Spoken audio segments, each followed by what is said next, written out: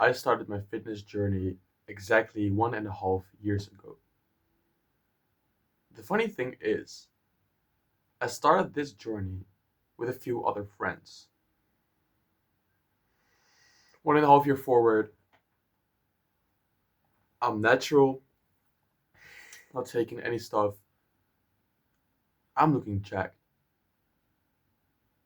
When I look at my friends, they stay the same. And I analyzed it. I think, okay, maybe some part is genetics. I had, to begin with, I was maybe already a little bit stronger than them. My father used to work out as well when he was younger. But I've come to realize there's one thing that all these friends had in common. They did not track their workouts. If you are new to the gym, this concept may be strange to you. Like, what? Tracking your workouts? So, look, it's really simple. You download a free app on your phone. Mine is called Heavy, but it's mainly for people in Netherlands and Belgium and Germany. You could just search free workout tracking app, and there will be plenty of them. And people think that it will take you a lot of time between the sets. Takes you no more than 5 seconds after each set. You open your phone, okay, you already. So how the tracking works? You put in an exercise, you put in the weight that you're going to use, and the amount of reps. Next time that you do the same exercise, your workout app will show you what you did previous time. So why is this important? You may have heard of the concept progressive overload. If you want to grow muscle, you need to progressively overload the muscle.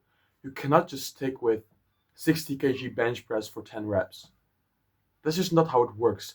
You will grow a bit in the beginning and then you just flatten out because your muscles have no stimulus to grow. They have no reason to grow. If week after week you keep adding the weight or you keep adding the reps, what happens? Your muscles need to continue to adapt. Because every single week it's like, oh, it's a heavier weight. Oh, it's more volume this today. Let's grow more muscle so we can handle this more and better. You never stop with this. The progressive overloading process will slow down, but you never stop with this. And what I see so many people do wrong, they do it on their intuition. So they pick a weight that they can do for 8 to 12 reps, and they stay there and they say like, okay, yeah, once it feels easy, I will move up. And they always stay at the same rep range. It's always, I have this one guy, he's like 10 years older than me. I think for the past 3 months, he's doing the same weight for the same reps. And he's getting his protein in, he's using creatine. He comes to the gym like 4 or 5 times a week. He should be growing. Just the fact that he doesn't track his workouts. Let me put it this way. This morning, I did Smith machine bench press incline. I did 83.5 kg for, I think it was 8 reps. And on the 7th rep, normally I would have stopped.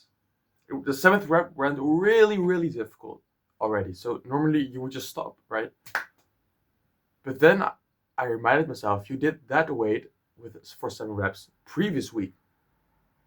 If you stop now, that means that you probably did not got stronger. You probably did, but it's just more this mental game that I'm playing. So I went for the 8th rep, and you should have watched. It was like a 5-second grind, but eventually I got it. That's 83.5 kg more volume on my chest, which I usually would have not gotten if I did not use the workout tracking app. So all this yapping for me to come to the simple conclusion: just track your workouts. It takes literally zero extra effort. If only takes less, because not usually you have some mental struggle, right? You try to remember, oh, what did I do last time? How much kg did I use? Because sometimes for me, I'm doing an exercise on 65 kg, and then the next time I put it on 60 kg without looking at my phone. And then I check my phone and it's like, oh shit, if I did not have this tracking app, I would have done 60 kg for 8 to 12 reps. That would mean that I had a weaker stimulus than previous week, which means zero to little muscle growth. There's nothing stopping you. It is free. It takes you almost no time. Let's put it this way. There are no downsides for tracking your workouts. There can only be upsides. Even if you think it is all bullshit, just the fact that you are so dedicated to the gym that even you have a workout tracking app, just the mindset alone will already be worth it. Let alone all the gains, the extra gains that you will get. But it was funny, I was looking at those friends and none of them are tracking their workouts. And without being disrespectful, they kind of look exactly the same as 1 year ago. They maybe got a little bit of newbie gains and then they just stagnated. So don't be one like my friends. Don't be like them. Just track your workouts. Do as my friends did, stay like them, like tiny dweeps. Do as I tell you, get jacked, man, at age 17 with 1.5 year training.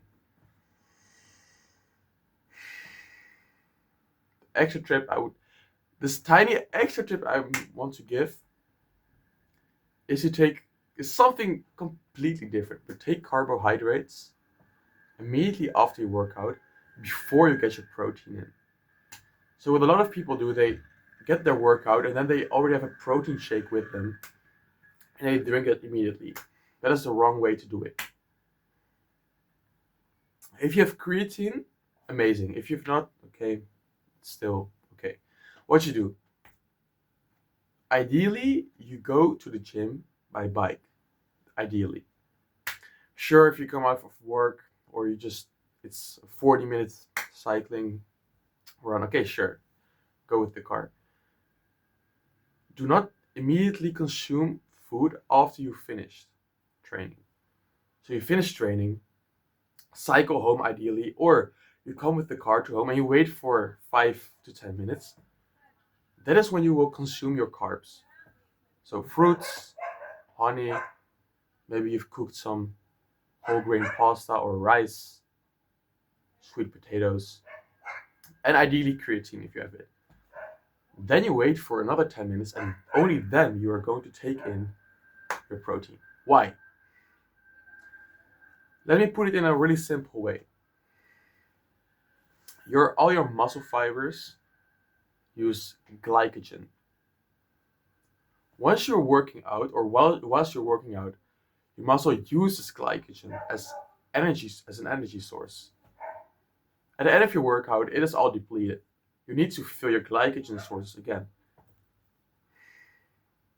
Carbohydrates are the same as glucose, basically. They get broken down into glucose. Glucose gets turned into glycogen, which is then stored in your muscle cells, which means that it's not that your muscles will grow, but they are recovering. So you do not get any weird injury at home. Let's say all the glycogen receptors are empty, and then you need to do something demanding at home. That's where you're going to snap some muscle. We don't want that. Just for the muscle building itself,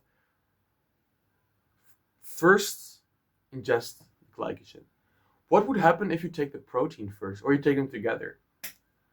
protein slows down your digestion, which would mean that the glycogen that we, during, same with the protein, or even after the protein we do our carbs, it now slows down the digestion of those carbs, which means that the glycogen gets restored slower, which in this case is a bad thing. Look, slowing down your digestion if you have acne like me usually is a good thing, but not just after you've returned from the gym. When you just returned from the gym, you want this insulin spike. Sure, whatever, you may get acne like me, but you also get the body like me. It's your choice. It's never a 100% win. There's always some downside to it. So you choose. So track your workouts and do not take protein before carbs after your workout. So when you come home, immediately take carbs. That's basically it for today. I'll see you soon.